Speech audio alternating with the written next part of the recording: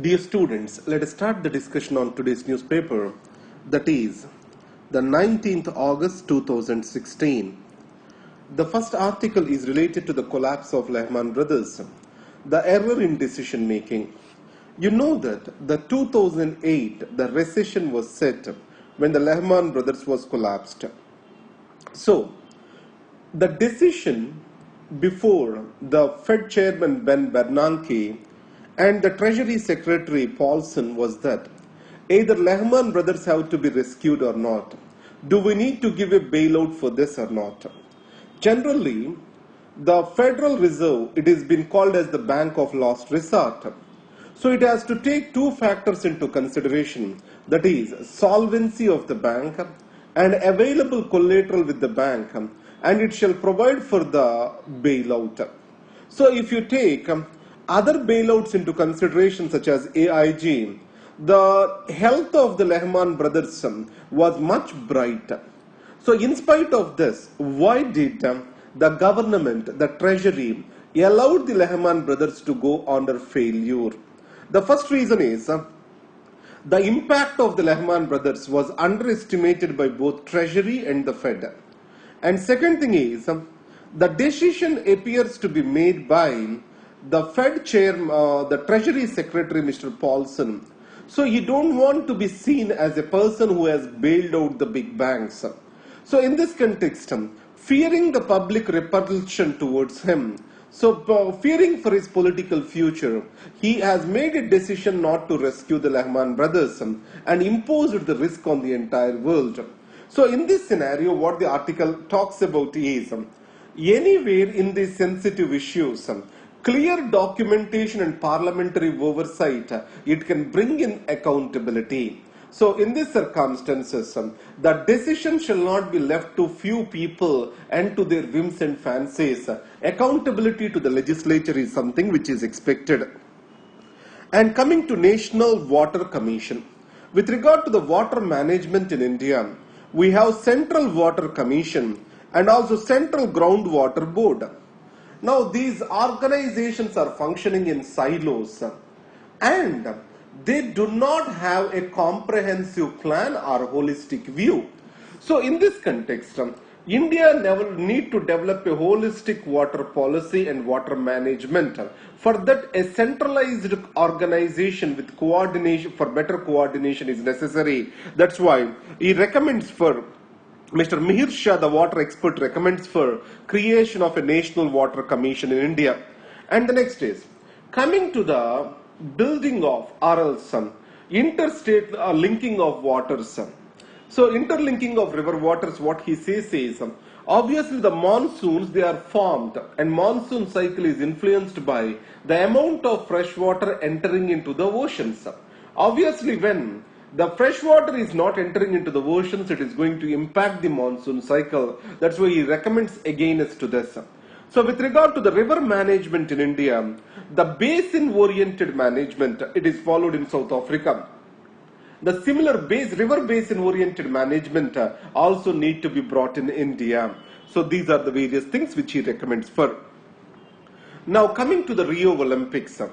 Now Sakshi, she got the bronze medal in 50 kg free weight style of wrestling.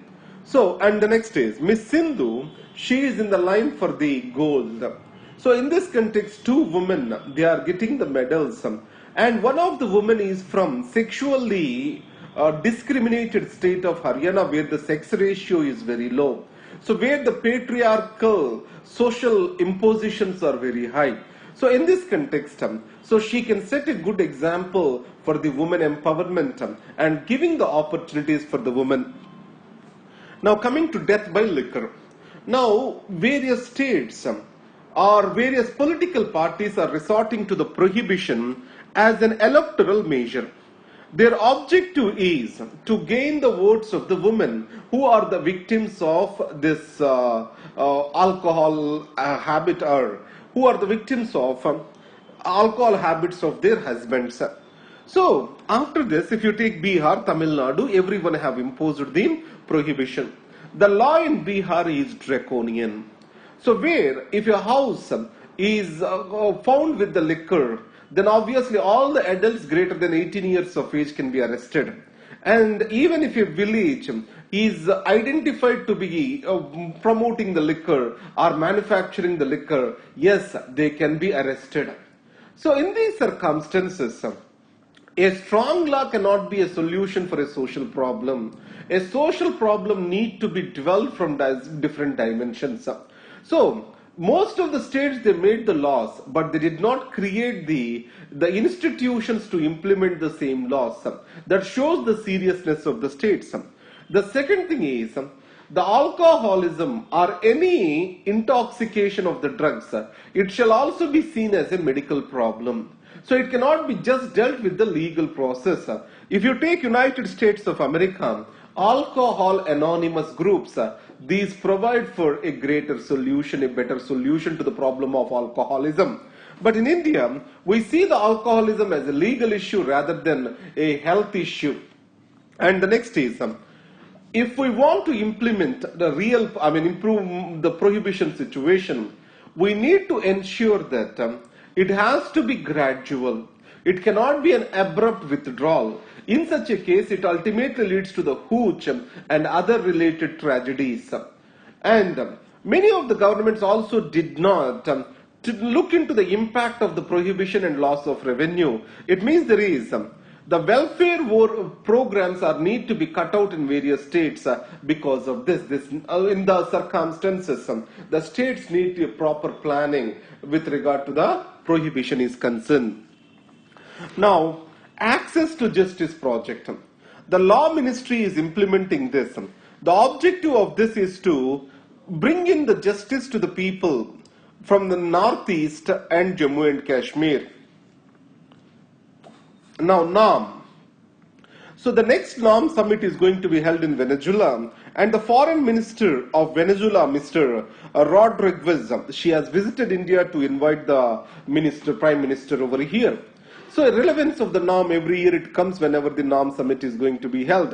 And the second thing is, Venezuela is going through an economic crisis now because of the fall in the oil prices. So Indian pharmaceutical companies, they are operating in Venezuela, and they have to seek huge funds from Venezuela. But they have to get huge funds. Finally, what the government of India proposed is a kind of a barter system. For the money which the Venezuela has to pay, it can supply the oil. So that issue is also being discussed by the foreign minister of Venezuela with the Indian authorities.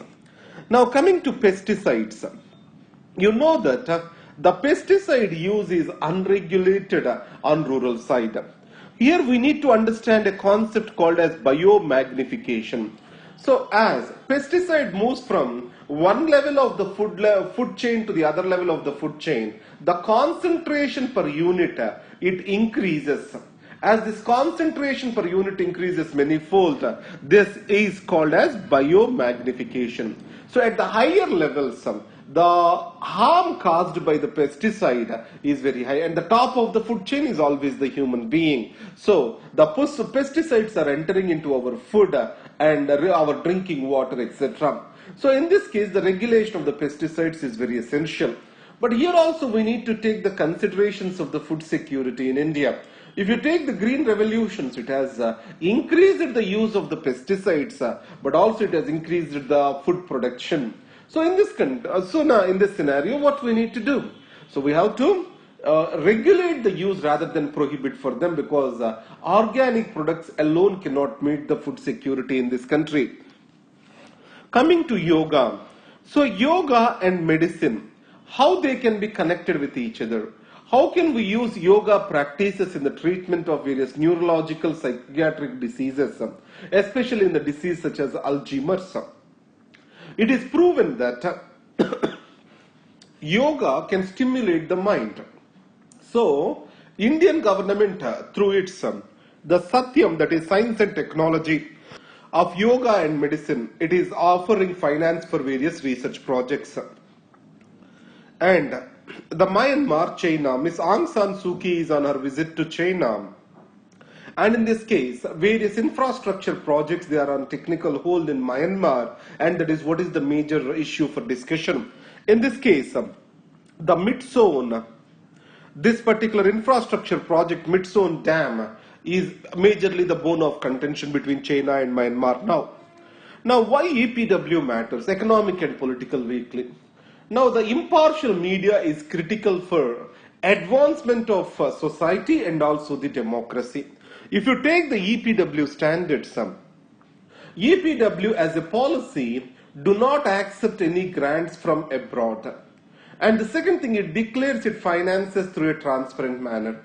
Most of its revenues, they come from the readership subscriptions rather than through the advertisements. So because of the strong foundations of journalism, EPW still stands high even today. So these are the articles for today. Thank you very much.